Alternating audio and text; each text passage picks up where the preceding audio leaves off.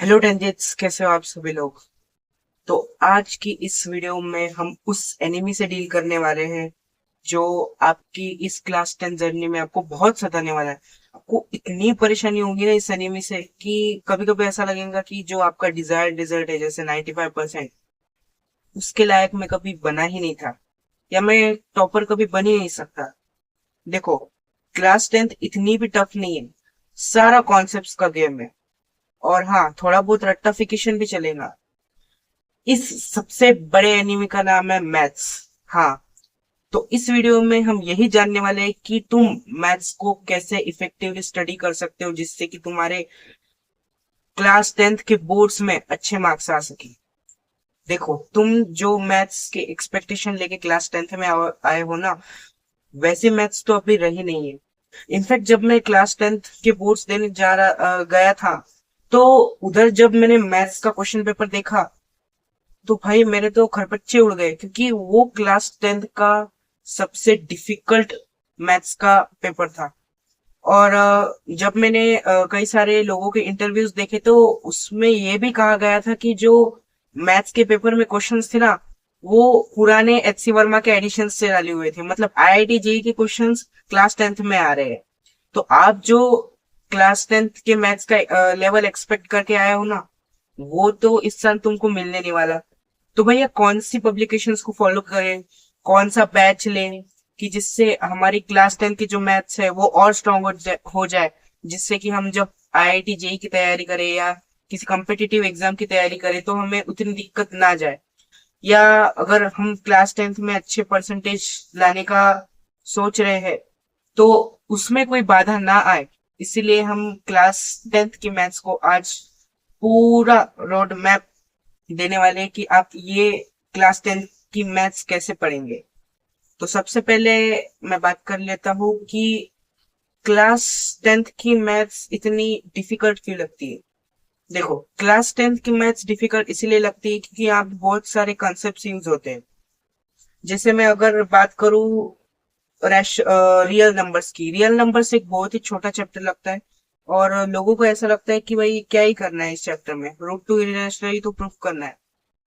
तो उन जो मतलब ये ऐसा सोच के जा रहे हैं क्लास 10 में, उनको मैं थोड़ा सा रोक लेता हूँ यहाँ पे। क्योंकि रियल नंबर्स में सिर्फ रूट टू इंटरनेशनल प्रूफ नहीं करना होता, उसमें एचसीएफ और एलसीएम के भी कॉन्सेप्ट्स आते हैं। ये एचसीएफ और एलसीएम टर्म हमें बहुत बेसिक लग रही होंगी, लेकिन इसके बहुत हाई लेवल के क्वेश्चन सीबीएसई पूछता है।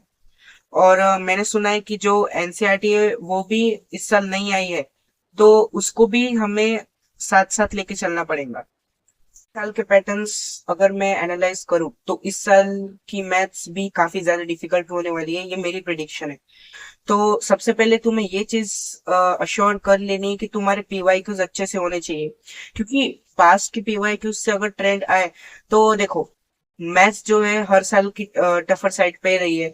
तो जब तुम पीवाईक्यू सॉल्व करोगे तो तुम्हें ऐसे कुछ पैटर्न्स दिखेंगे जिससे कि तुम एनालाइज या प्रेडिक्ट कर पाओगे कि जो पेपर है उसमें क्या नए क्वेश्चंस आ सकते हैं, क्या सीबीएसई तुमको ट्रिक कर सकती है कि तुम इसमें अटक जाओ। क्योंकि कई बार ऐसा होता है कि तुम पूरा क्वेश्चन तो सॉल्व कर रहे हो, लेकिन जब फाइनली राउंडिंग ऑफ आता है या फाइनल आंसर की बारी आती है तो तुम वो जो फाइनल आंसर है वो निकाल नहीं पाते हो। तो ये पैटर्न तुम्हें तभी समझ में आएगा जब तुम ज्यादा से ज्यादा पीवाईक्यू सॉल्व करोगे। और जो सीबीएसई की ऑफिशियल वेबसाइट है उस पर तुम्हें पीवाईक्यूज मिल जाएंगे, या अगर तुम्हें अलग से कोई पब्लिकेशन लेनी है तो तुम वो भी प्रेफर कर सकते हो। दूसरी चीज को मैं बहुत ज्यादा प्रेफरेंस दूंगा, क्योंकि ये चीज ना मुझे पिछले साल तक तो इतनी इम्पोर्टेंट नहीं लगती थी, लेकिन इस साल मैं इसे काफी इम्पोर्टेंस देने लगा हूँ। Short notes. शॉर्ट नोट्स तुम्हारा एक ऐसा वेपन है कि जो तुम्हें अपनी क्लास 10 की जर्नी में बहुत हेल्प करने वाला है। क्योंकि शॉर्ट नोट्स एक ऐसी चीज है जो तुम कहीं पे भी बैठे बैठे रिवाइज कर सकते हो, चाहे आप वैन से ट्रेवल कर रहे हो या बाथरूम में ही क्यों ना हो। शॉर्ट नोट्स में तुम वो सारी चीजें, छोटी छोटी चीजें लिखोगे जो तुम्हें टीचर्स बता रहा है, वो सब चीजें नहीं जो कि तुम अपने फेयर नोट्स में लिखते हो। सपोज करो सर्कल्स का एक थ्योरम तुम्हें प्रूव करना है, ये सारी चीजें शॉर्ट नोट्स में नहीं लिखनी होती। शॉर्ट नोट्स में वही इंपॉर्टेंट चीजें लिखनी होती है जो हम काफी बार भूल जाते हैं या हमें याद नहीं रहती। जैसे कई बच्चे होंगे कि जिनके बेसिक्स क्लियर नहीं होंगे तो उन्हें एलसीएम में काफी दिक्कत जाती है। तो तुम एलसीएम लेने का जो तरीका है, शोभित भैया इससे बहुत, मतलब जो शोभित भैया है ना, एलसीएम के तरीकों को बहुत स्मूथली और बहुत आसान तरीके से समझा देते हैं। तो वो तरीका तुम अपने शॉर्ट नोट्स में ऐड कर सकते हो।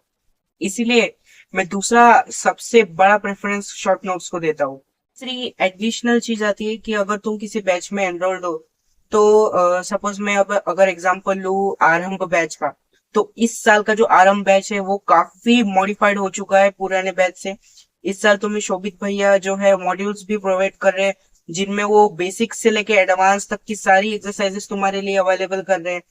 तो मैं सबसे पहले ये बोलूंगा कि तुमने अगर आरंभ बैच लिया है तो तुम्हें एनसीईआरटी की थ्योरी पढ़ने की कोई जरूरत नहीं। वो पूरी थ्योरी शोभित भैया तुम्हें अच्छे से समझा देंगे।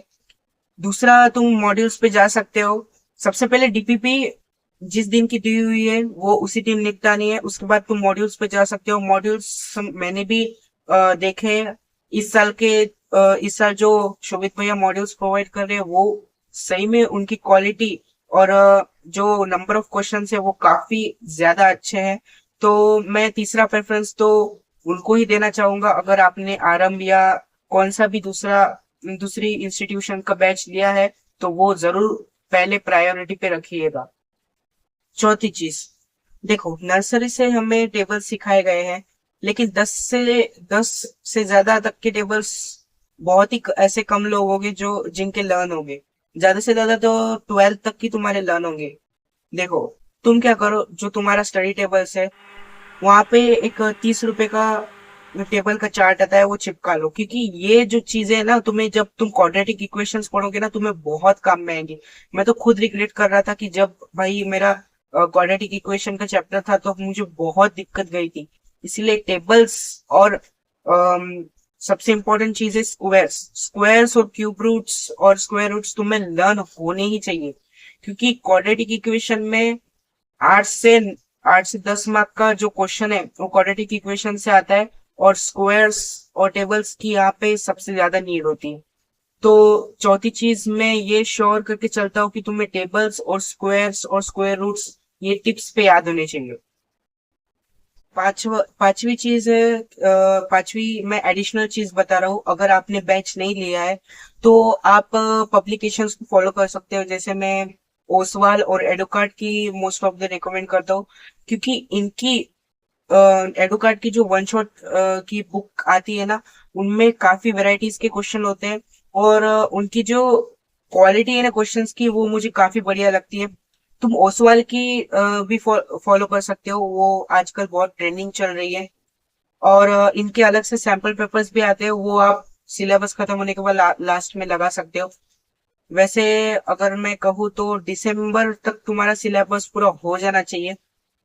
और कई बच्चे हैं जो इसे लास्ट मंथ भी निपटा लेते हैं, लेकिन मेरा ये कहना है कि अगर हम पिछले सीबीएसई के पैटर्न को एनालाइज करें तो पेपर थोड़ा टफर साइड पे जा रहा है। तो मैं यही रेकमेंड करूंगा कि अगर तुम साल के स्टार्टिंग से पढ़ाई कर रहे हो तो वो तुम्हारे लिए ज्यादा बेनिफिशियल रहेगा।